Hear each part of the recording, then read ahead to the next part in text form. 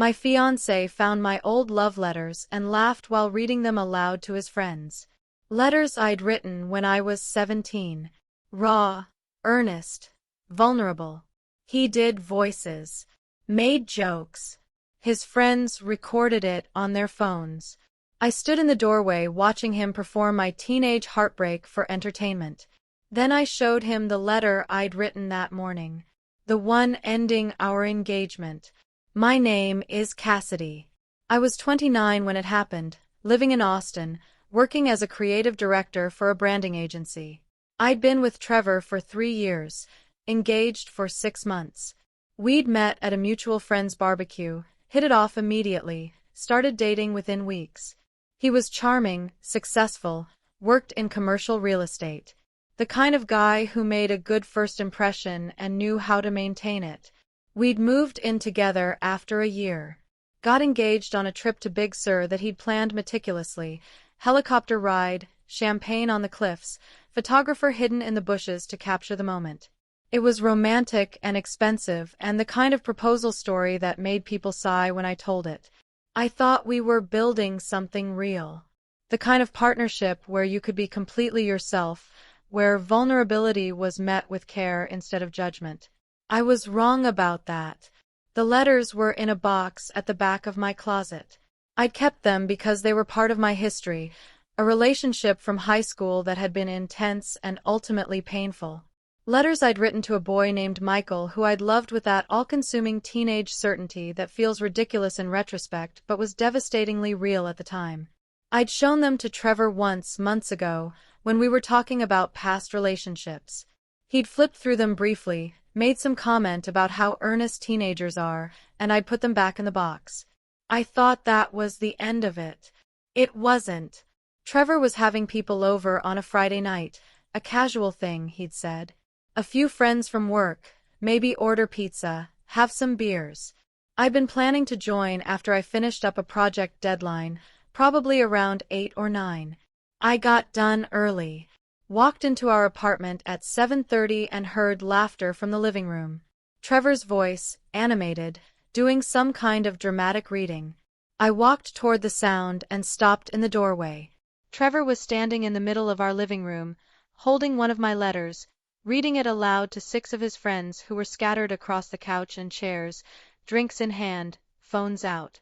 "I know you don't feel the same way," he read in an exaggerated, breathy voice, "but I can't help how I feel. When I'm with you, everything makes sense. When I'm not, nothing does." He paused for effect.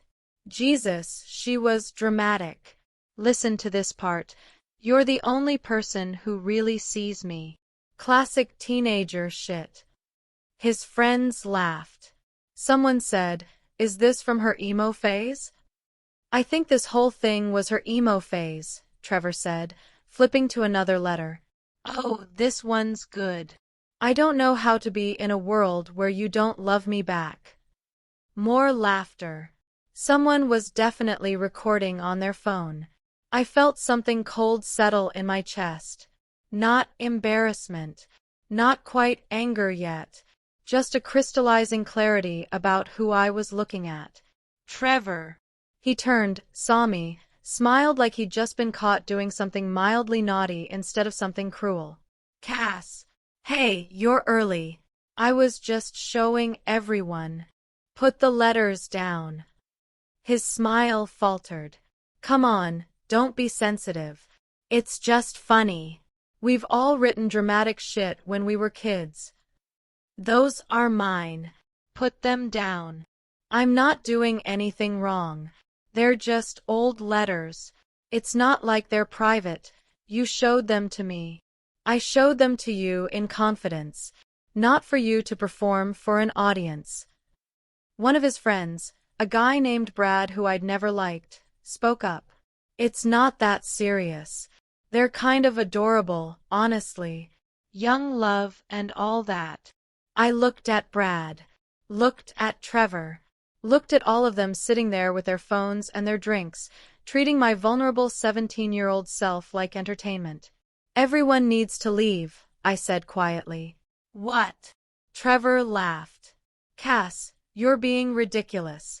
We're just having fun. Get out of my apartment. All of you. Now. The room went quiet. Trevor's friends exchanged glances, clearly unsure if I was serious. Babe, you're overreacting. I'm not overreacting. I'm asking you to leave. If you don't, I'll call the building security and have you removed. Brad stood up. This is awkward. Maybe we should go. Yeah, another friend said. Thanks for having us, man. They filed out, some avoiding eye contact, some looking at me like I was the one being unreasonable. Trevor stood in the middle of the living room, still holding my letter, looking confused. When the last person left, I closed the door and turned to face him. What the hell was that? He asked. I could ask you the same thing. I was just sharing something funny. Those letters are hilarious. I thought you'd laugh about it too.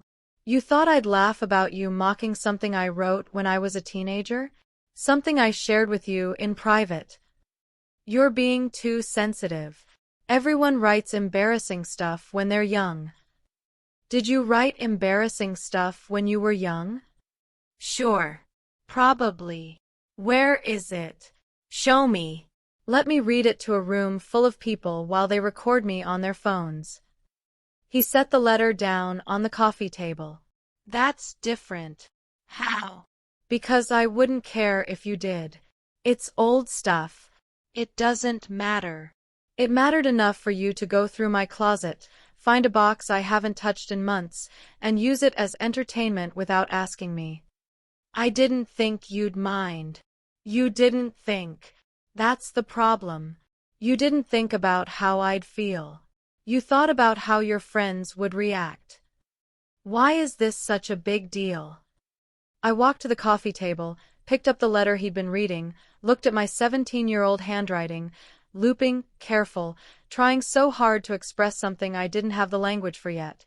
Because those letters were me trying to be honest about my feelings. Trying to be vulnerable. And you turned that into a joke. It was light-hearted. It was cruel. Oh, come on. Would you do this to me now? If I wrote you a letter about my feelings, would you read it to your friends and laugh? He didn't answer. That's what I thought. You wouldn't. Because you'd know that would hurt me. But somehow doing it to teenage me is fine because she's not here to defend herself. You're making this into something it's not, Trevor said. It was just a dumb thing. I'm sorry if your feelings got hurt, but you're blowing this way out of proportion. Am I? Because from where I'm standing, my fiancé just showed me that my vulnerability is something he finds entertaining.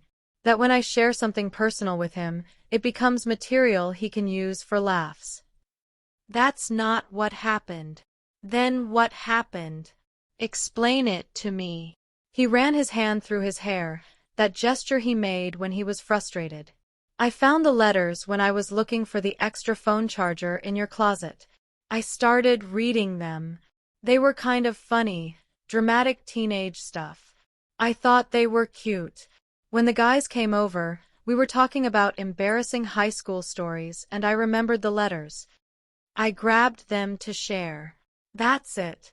It wasn't some calculated attack on you. Did you think about asking me first? No. Because I didn't think it was a big deal. That's the problem, Trevor. You didn't think. You took something I trusted you with and you shared it without my permission. And when I walked in and asked you to stop, you told me I was being sensitive instead of apologizing. I'm apologizing now. Are you? Because it sounds more like you're explaining why I shouldn't be upset. He sat down on the couch, looking tired. What do you want me to say, Cass? I made a mistake. I'm sorry. Can we move past this? I looked at him sitting there, waiting for me to accept his apology so we could go back to normal. So he could stop feeling uncomfortable and I could stop making him feel bad about something he genuinely didn't think was a big deal. And I realized something I'd been avoiding for months. This wasn't the first time. There was the time he'd told his friends about my anxiety attacks, framing them as funny stories about me being dramatic. There was the time he'd shown his coworkers a photo of me sleeping with my mouth open because he thought it was hilarious. There was the time he'd repeated a private conversation I'd had with him about my insecurities to his sister, who'd then brought it up at a family dinner.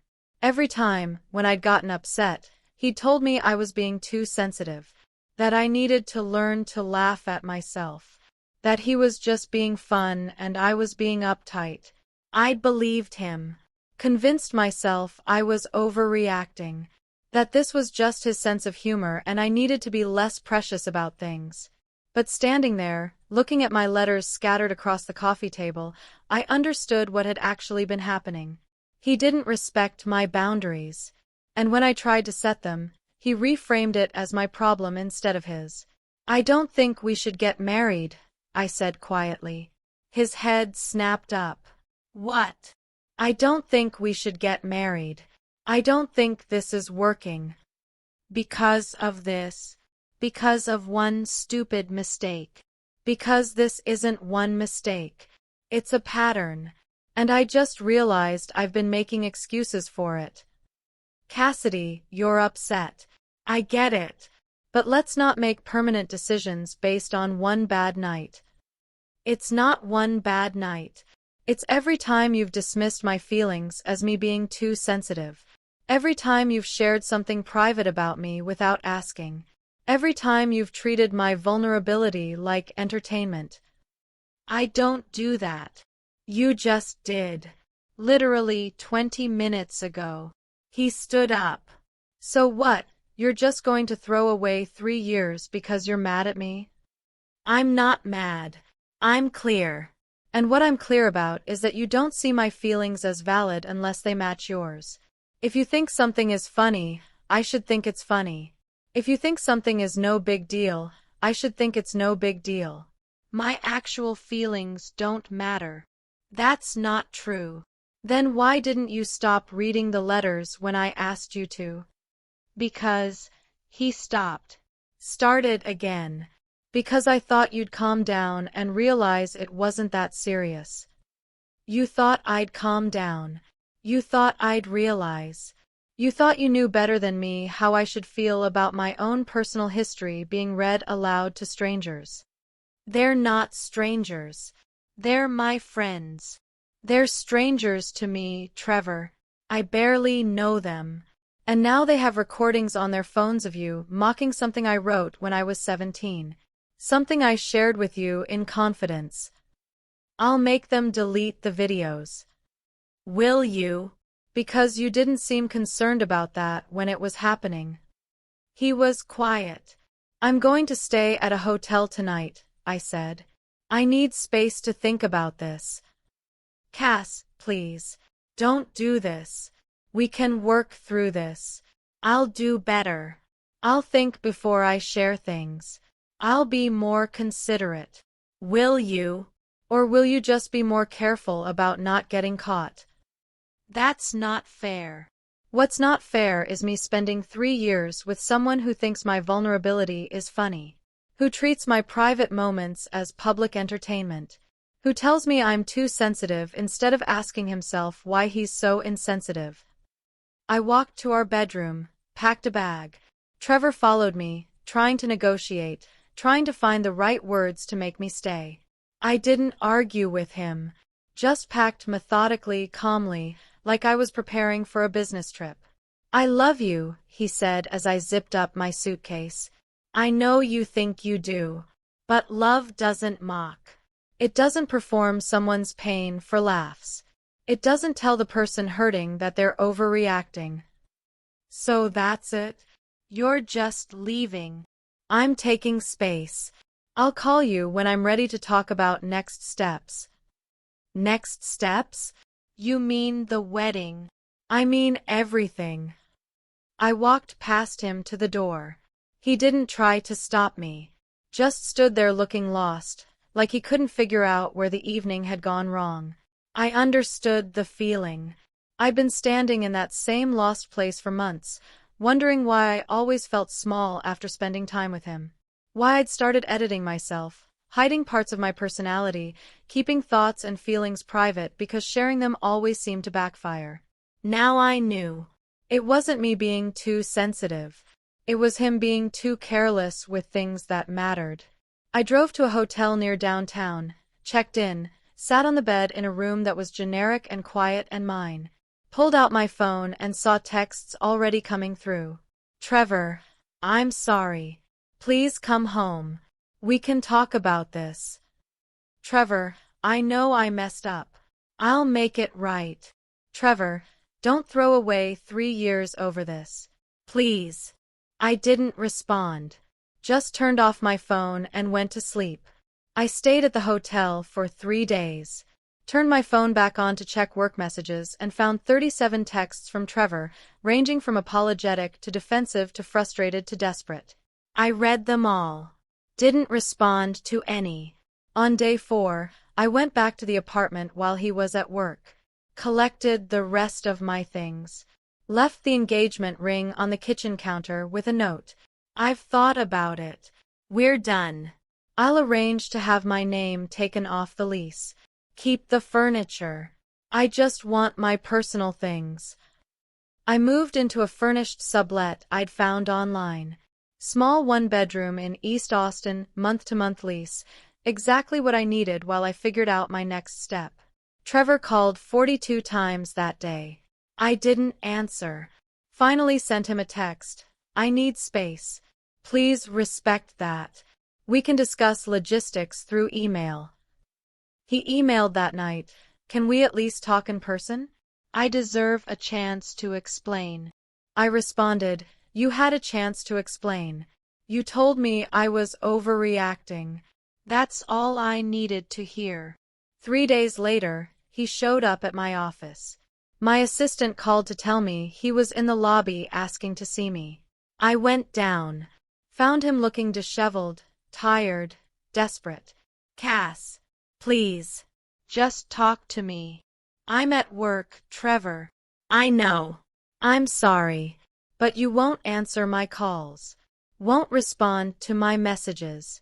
I don't know what else to do. You could respect my boundaries. How can I respect your boundaries when you won't even tell me what they are? How can I fix this if you won't talk to me? I looked at him standing there, genuinely confused about what he'd done wrong, still framing this as me being unreasonable instead of him being cruel. The boundary is that I don't want to be with someone who treats my vulnerability as entertainment. You crossed it. There's nothing to fix. So you're just giving up? After 3 years. I'm not giving up. I'm choosing myself. There's a difference. That's selfish. Maybe. But I'd rather be selfish than small. Small? What does that mean? It means I've spent 3 years making myself smaller so your jokes would land. Hiding parts of myself so you wouldn't find them funny. Apologizing for having feelings you found inconvenient. I'm done being small. I never asked you to be small. You didn't have to ask. You just laughed every time I was big. He stared at me. I don't know what you want from me. I don't want anything from you anymore. That's the point. So I'm just supposed to accept that it's over? That you've decided we're done and I don't get a say? You got a say. You said it when you read my letters to your friends. You said it when you told me I was overreacting. You said it every time you chose your comfort over my dignity. I'm just finally listening. I walked back into my building without looking back. 2 weeks later, his sister called. Melissa, who I'd always gotten along with, who I'd thought might become my sister-in-law. Cass, I heard what happened. I'm so sorry. Did Trevor tell you his version? He did. But I also heard from Brad's girlfriend, who was there that night. She told me what actually happened. What did she tell you? That Trevor was being cruel. That you walked in and handled it with more grace than she would have. that his friends were uncomfortable but didn't know how to tell him to stop. She said she deleted the video from Brad's phone after you left. Made him delete it. Told him it wasn't funny. Thank you for telling me that. Trevor's my brother and I love him. But he's wrong about this. And I wanted you to know that not everyone thinks you're overreacting. I appreciate that. Are you doing okay? I'm getting there. Good. You deserve better than someone who makes you feel small. After we hung up, I sat with that conversation for a long time, thinking about how validation from Trevor's own sister somehow mattered. How part of me had been waiting for someone from his side to say I wasn't crazy, wasn't too sensitive, wasn't wrong for walking away. And then I realized I didn't actually need that validation. I knew I wasn't wrong. Trevor's sister confirming it was nice, but it didn't change my decision. Nothing would. A month after I moved out, Trevor sent one final email. I've been doing a lot of thinking, talking to a therapist. I realize now what I did, how I made you feel. You were right about the pattern, about me dismissing your feelings, about me treating your vulnerability like it was something to laugh at instead of something to protect. I'm sorry. I know that doesn't fix anything. I know I can't undo what I did. But I wanted you to know that I finally understand. You weren't too sensitive. I was too callous. And I'm working on that. Not to get you back. I know that's not happening. But because I don't want to be that person anymore. Thank you for standing up for yourself, even if it meant walking away from me. I read that email 3 times, looking for the catch, the manipulation, the pivot to, so can we try again? It wasn't there. It was just an apology. A real one. The kind I'd needed months ago, but that only seemed to arrive after I'd stopped needing it. I didn't respond. There was nothing to say. He'd finally learned the lesson, but I'd already moved on. 6 months after the breakup, I was exactly where I needed to be. Better apartment. Better boundaries. Better understanding of what I would and wouldn't accept in a relationship. I went on a few dates. Nothing serious. Just relearning how to be vulnerable with people who treated that vulnerability with care instead of comedy.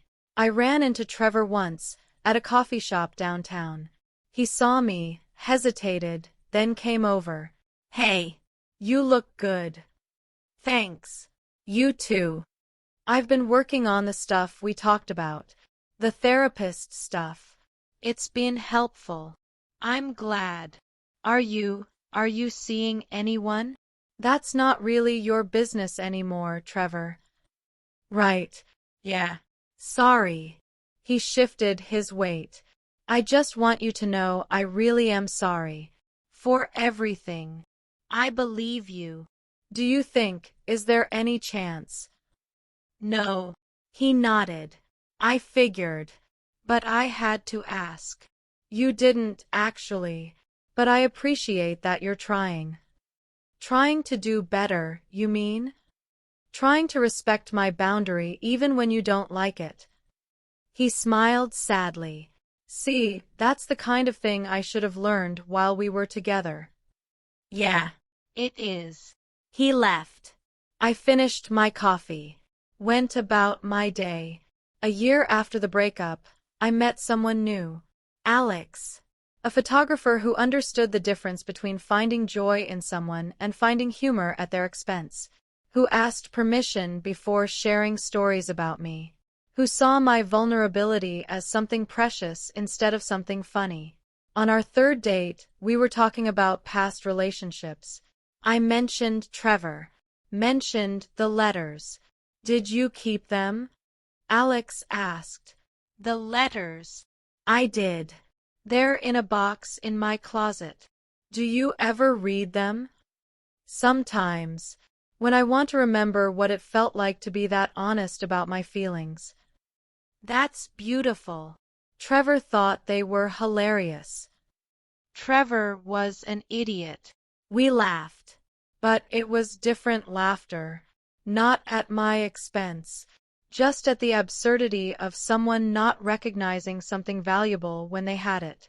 "Can I tell you something?" Alex said. "Of course. I kept letters too, from when I was young. Love letters I wrote but never sent. They're embarrassing and dramatic and completely earnest, and I would never show them to anyone who would laugh at them. Would you show them to someone who wouldn't?" "Maybe. Someday. If I trusted them enough." "I hope you find someone worth trusting." "I think I might have. That was 2 years ago. Alex and I are still together. Still building something real. Still learning how to be vulnerable with each other without fear that it'll be weaponized later. I still have those letters from when I was 17. They're in a different box now, in a different closet, in a home I share with someone who understands what they represent. Not embarrassment. Not comedy material. Just evidence that I've always known how to be honest about my feelings, even when it was hard. Even when it made me look foolish. Even when the person I was being honest with didn't deserve that honesty. The revenge wasn't in Trevor finally understanding what he'd done. That was just growth on his part, too late to matter. The revenge was in me refusing to shrink myself anymore. In me walking away from someone who made me feel small and finding someone who made me feel seen. In me keeping those letters not despite what Trevor did, but because of it. Because they're mine. My history. My honesty. My proof that vulnerability isn't weakness, it's courage. And no one gets to laugh at courage. Not anymore. Trevor learned that lesson eventually. But I learned something more important. That when someone shows you they can't be trusted with your tender places, you don't teach them how to be better. You just stop giving them access. The letters are still in my closet. Still earnest, still dramatic, still completely honest. But now they're protected by someone who sees them the way they should have been seen all along. Not as comedy, but as evidence of a heart that's always been brave enough to feel deeply. Even when it hurt. Even when it was foolish. Even when it was 17 and writing letters to someone who didn't love her back. That girl deserved better than Trevor. She deserved better than anyone who would laugh at her honesty. And finally, she got it.